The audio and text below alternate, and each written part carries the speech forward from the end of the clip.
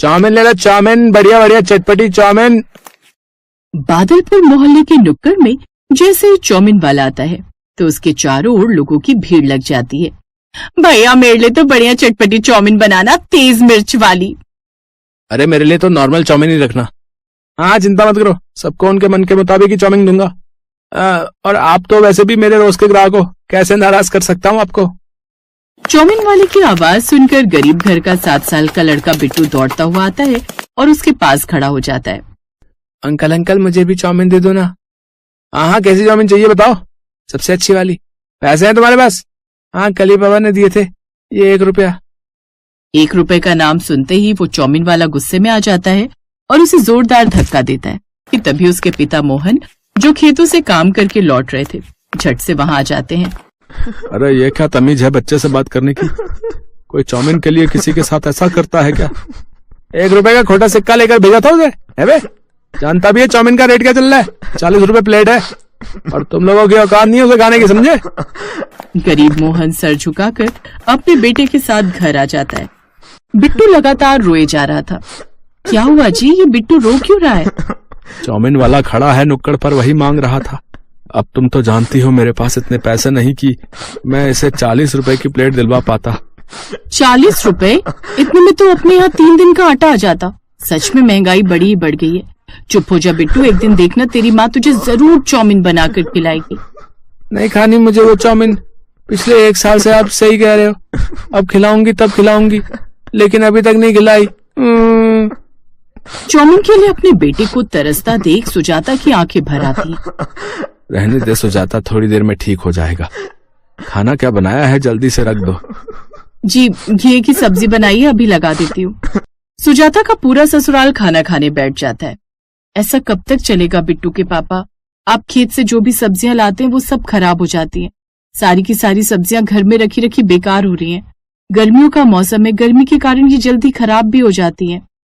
क्या करें सुजाता, आजकल तो लोगों ने मंडी में आना ही बंद कर दिया है। क्या करें बेटा, गर्मी ही इतनी है। और सुना है आजकल तो घर बैठे ही सब्जियां मंगवा लेते हैं, या ठंडे ठंडे एसी में मॉल में जाकर सब्जियां खरीद लेते हैं। ठीक कहा तुमने, न जाने आगे चलकर हम गरीब सब्जी वालों का क्या ही होगा। ऐसे ही चलता रहा तो खाने के भी लाले पड़ जाएंगे। सही कहा, अगर यही सब चलता रहा तो घर में खाने के भी लाले पड़ जाएंगे। गर्मी होने के कारण मोहन की सब्जियां ज्यादा बिक नहीं रही थी और ज्यादातर सब्जियां खराब होती जा रही थी। गर्मियां आते ही उनकी बिक्री काफी कम हो गई थी, लेकिन फिर भी मोहन मेहनत करना नहीं छोड़ता। वो तेज चिलचिलाती धूप में भी सब्जियां बेचने निकल पड़ता है। गोभी, घिया, बैंगन, फली ले लो, 20-20 रुपए किलो, 20-20 रुपए किलो। गोभी कैसी थी? जी 20 रुपए किलो। इतनी महंगी? 10-10 रुपए लगा लो। नहीं मैडम, इतने कम में नहीं हो पाएगा। नहीं हो पाएगा तो सड़ने के लिए रखो धूप में, बेचने निकलते ही क्यों? गुस्से में वो औरत मुंह बनाकर चली जाती है। मोहन अभी भी लगातार सब्जियां बेच रहा था। शाम को वो थका हारा फिर घर लौटा। उधर बिट्टू के पड़ोसी रौनक के पापा उसके लिए बाजार से चाउमीन लेकर आते हैं। ये देख रौनक, पापा तेरे लिए बाजार से चाउमीन लाए हैं। ये हम आज चाउमीन खाएंगे। माँ मुझे अभी चाउमीन खाने दो ना। हाँ बच्चों, अभी लेकर आई। अंकिता ने जैसे ही वो चाउमीन प्लेट में डाली तो उसमें से खट्टी स्मेल आ रही थी। ये तो कैसी बुरी सी स्मेल है, लगता है ये चाउमीन खराब हो गई है। ये बच्चों को खाने को देंगे तो कहीं बीमार न पड़ जाए। एक काम करती हूँ, कुत्तों को खाने को डाल देती हूँ और बाजार से बच्चों के लिए नई चाउमीन मंगवा लेती हूँ। ऐसा सोचकर अंकिता ने वो चाउमीन कुत्तों के लिए बाहर अपने आंगन में डाल दी और अंदर आ गई। बिट्टू चाउमीन की खुशबू सूंघते हुए कब से वहीं खड़ा था। तभी उसकी नजर उस फेंकी हुई चाउमीन पर जाती है। आहा, लगता है अब आज चाउमीन खाने को मिल ही जाएगी। बिट्टू झट से उस तरफ जाता है कि इतने में उसकी माँ सुजाता तो उसे ऐसा करते देख लेती है। छी बिट्टू, ये क्या कर रहा है? तो पागल हो गया है क्या, जो जमीन पर पड़ी हुई चाउमीन खाएगा, और वो भी कुत्तों को डाली हुई? उस रोज उसे अपनी गरीबी पर बड़ी लाचारी महसूस होती है, इसलिए उस दिन वो ठान लेती है कि वो अपने बच्चों को चाउमीन खिलाकर रहेगी।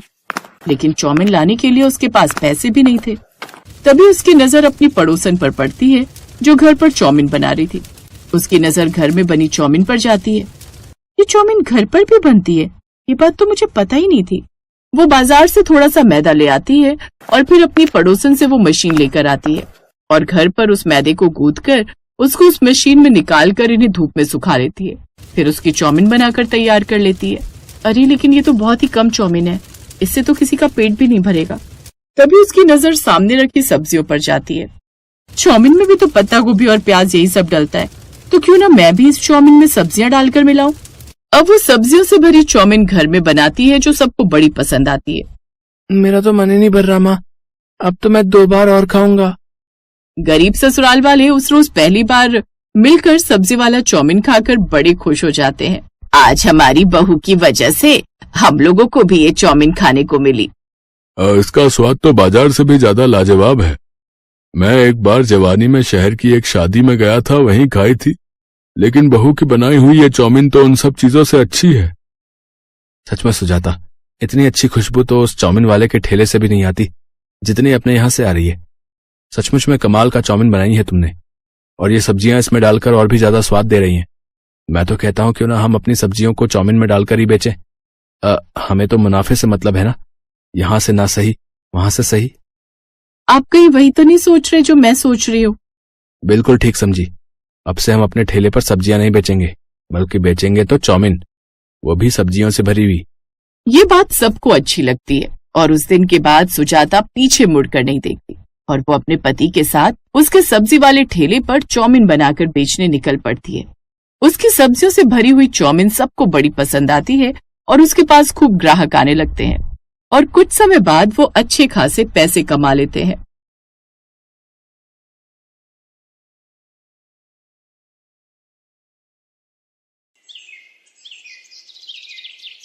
अरे खाना बना रही थी या बीरबल की खिचड़ी जो तुझे इतना समय लग गया? इतने सारे पकवान बनाने की क्या जरूरत थी? कहीं इतना सब खाकर पेट में अपच बन गई तो? ओफो माँ, ये कोई मैदा मैगी पास्ता तो है नहीं जो कि हमारे पेट में जाकर अपच करे। ये सब तो हरे पत्तेदार सब्जियां और दाल चावल हैं, जिनसे हमें प्रोटीन और विटामिन मिलते हैं। कुल मिलाकर सारा खाना शरीर के अच्छे पोषक तत्व के लिए सही है। अच्छा ठीक है मेरी डॉक्टर साहिबा, अब खाना भी परोस दे, इस बूढ़े के पेट में चूहे कूद रहे हैं। प्रेरणा टेबल पर बैठे अपने माता पिता को खाना परोसती है। प्रेरणा को खाना बनाने और खाना खिलाने का बड़ा शौक था। प्रेरणा की शादी की उम्र हो चली थी, इसलिए उसके माता पिता उसके लिए एक अच्छे घर का लड़का देखकर उसकी शादी पक्की कर देते हैं। फिर 2 महीने बाद उसकी शादी अनुराग नाम के लड़के से हो जाती है। शादी के बाद वो अपने ससुराल आती है, जहां उसके सास ससुर, जेठ जेठानी, उनके बच्चे, ननद देवर और एक बूढ़ी दादी सास भी होती है। इतने बड़े परिवार को देख प्रेरणा हैरान थी। ऊपर से कोई मोटा तो कोई पतला था। ये कैसा गेंदे के फूल जैसा ससुराल मिला है मुझे? कोई जरूरत से ज्यादा मोटा तो कोई सूखा हुआ कांटा। ननद सूखे कांटे की तरह दुबली पतली, ससुर जी का पेट ढोल की तरह फूला हुआ, और इनके पेट पर तो कोई आराम से कप प्लेट रखकर चाय पी ले। अपने ससुराल वालों को देखकर जहां प्रेरणा के मन में उथल पुथल छाई हुई थी, तो वहीं वो इस बात से पूरी तरह अनजान थी कि उसके ससुराल वाले मैगी के कितने शौकीन हैं।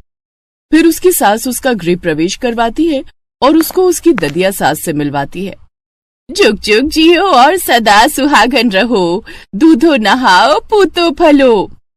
तभी जेठानी की बेटी रिया अपनी चाची का लहंगा पकड़कर कहती है, चाची चाची मुझे ना मैगी खानी है, आप मुझे मैगी बनाकर खिलाओगे ना? अरे रिया, अभी तेरी चाची थकी हुई है, चल मैं तेरे लिए बॉर्नवीटा वाला दूध बना देती हूँ।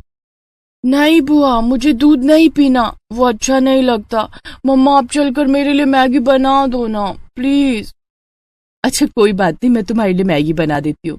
वैसे भी मैगी बनाने में 2 मिनट तो लगते हैं। मैगी का नाम सुनकर बाकी सबके मुंह में भी पानी आ जाता है। तभी बूढ़ी दादी सास कहती हैं, भूख तो मुझे भी लग पड़ी है, शादी में ठीक से खा नहीं पाई, दांत जो नहीं है अपने, तू एक काम कर मेरे लिए भी मैगी बना देना। दादी जी आप भी मैगी खाएंगी? मैगी तो मैदा होती है और वो इस उम्र में खाना आपकी सेहत के लिए सही नहीं है। मैं आपके लिए रोटी सब्जी बना देती हूँ। अरे नहीं नहीं बहू, मेरे दांत नहीं है तो वो मुझसे चबाई नहीं जाएगी, तू मैगी ही बना दे, मैं झट से सुड़क लूंगी। प्रेरणा मैगी बनाने जाने लगती है। धीरे धीरे बाकी सभी भी मैगी खाने की फरमाइश करते हैं। बेचारी प्रेरणा अपना लहंगा पकड़कर रसोई में जाती है और सबके लिए मैगी बनाने लगती है। कुछ देर बाद वो मैगी लाकर सबको टेबल पर परोसती है, तो सभी ससुराल वाले दोनों हाथों से फटाफट मैगी खाने लगते हैं। उन्हें देखकर प्रेरणा सोचती है, छी, ये तो ऐसा लग रहा है जैसे ना जाने कितने दिनों के भूखे हो। वाह देवरानी जी, बड़ी टेस्टी मैगी बनाई है तुमने तो। सच में भाभी बड़ी अच्छी बनी है। वो क्या कहते हैं ना, जस्ट लुकिंग लाइक वाओ। जी शुक्रिया। फिर सभी खा पी कर अपने अपने कमरों में चले जाते हैं और प्रेरणा बेचारी सबकी प्लेटें धोने लगती है। उसके बाद अपने कमरे में जाती है जहां उसका पति अनुराग उसका इंतजार कर रहा था। फिर उनकी सुहाग रात होती है। फिर अगली सुबह प्रेरणा नहाकर तैयार होकर अपनी पहली रसोई के लिए किचन में जाती है और सबके लिए तरह तरह के पकवान बनाती है। आज तो सब मेरे हाथ की बनी है मलाई चाप, शाही पनीर, दाल मखनी और मिक्स वेज खाएंगे तो खुश हो जाएंगे। सब अपनी उंगलियां चाटते रह जाएंगे। तभी उसकी सास और जेठानी मैगी के भरे हुए 2 बड़े बड़े बोरे लेकर वहां आते हैं। अरे बहू, ये तला भुना क्या बना डाला, ये सब कोई नहीं खाएगा। लेकिन माँ जी, ये सब पकवान मैंने आप सब के लिए बनाए हैं। उसे कोई नहीं खाएगा, यहाँ सब मैगी खाते हैं। लेकिन कल रात सबने वही तो खाई थी। अरे उसे खाना नहीं, चखना कहते हैं।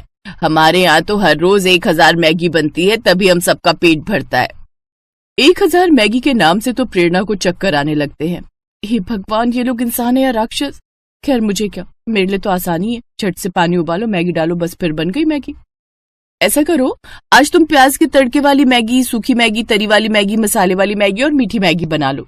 भैंस की पूंछ, 5 तरह की मैगी खाकर ये कौन सा शक्तिमान बन जाएंगे, पपसी कहीं के। अब वो जल्दी जल्दी अलग अलग चूल्हों पर मैगी के पतीले रखती है। बाहर सभी बार बार घड़ी की तरफ देख रहे थे। कुछ देर बाद वो सबको 1000 पैकेट की बनाई हुई मैगी परोसती है। साथ ही अपने बनाए हुए पकवान भी रखती है। लेकिन उसके पकवान कोई नहीं खाता। सब मैगी पर टूट पड़ते हैं और कुछ ही देर में 5 पतीले चाट जाते हैं।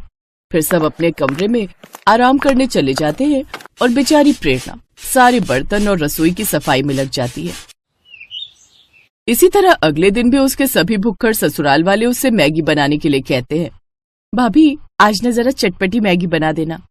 हाँ, कल नमक मिर्च थोड़ा कम था। ठीक है ननद जी, वैसे आप दोनों भी चलिए ना मेरी मदद के लिए। अरे बस मैगी उबालनी तो है, कौन सा उसमें समय लगेगा। जाओ, अब देर न करो, सब खाने के लिए इंतजार कर रहे हैं।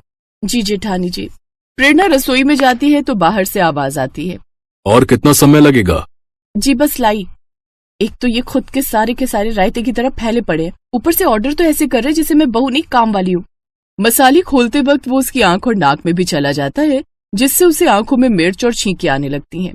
वो जल्दी से अपना मुंह धोती है, फिर सबको 2 घंटे बाद मैगी परोस कर देती है। इसी तरह रोज रोज मैगी खाने से सबके पेट में दर्द रहने लगता है।